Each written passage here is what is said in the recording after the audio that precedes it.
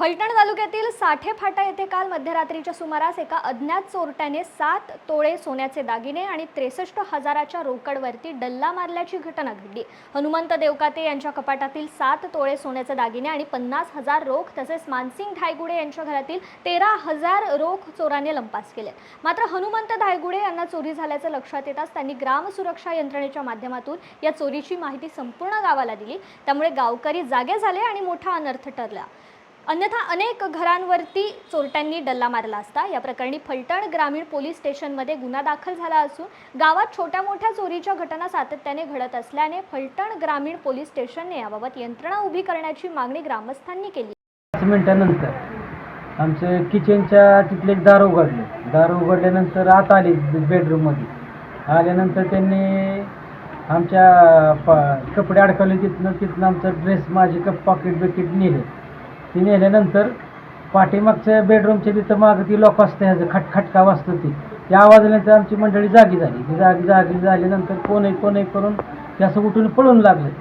मग पुढे आल्यानंतर वडिलांना विचारलं, तुम्ही दार उघडले का? नाही उघडले। मग बघितलं तर किचनच्या साईडचं आमच्या कोयडा बिंडा निघून पडलेलं होतं। मग मी आमच्या शेजारी आमच्या भावाला फोन केला, पंकजला, असं जर झालं आहे म्हणून। मग त्यांनी आल्यानंतर मग आम्ही फोन केल्यानंतर मग पोलीस पाटलांना फोन लावला।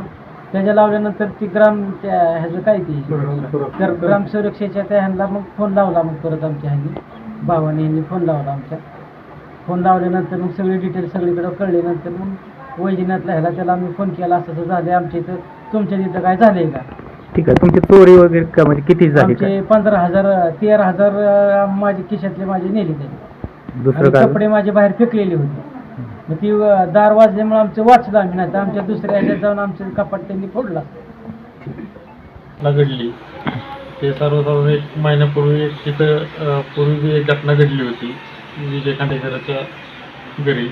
त्यानंतर सगळ्यांनी सतर्क राहण्याचा प्रयत्न केला, पण काही पाण्याचे असल्यामुळे शेतीवाडीत माणसं येतात आणि आमचं असं म्हणणं आहे की प्रत्येक जणांनी सावध राहिलं पाहिजे। त्याबरोबर इथनं बारामती जवळ असल्यामुळं ये जा रहदारी जास्त होती, त्याच्यामुळं इथं पोलीस स्टेशनच्या इथे रात्रीचे गस्त घालणे किंवा राऊंड मारणे गरजेचे आहे।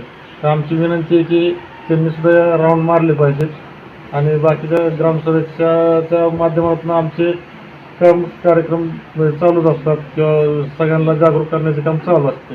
पण आमची एक विनंती राहील की पोलिसांनी सुद्धा सतर्क राहून थोडंसं याचा पाठपुरावा केला पाहिजे।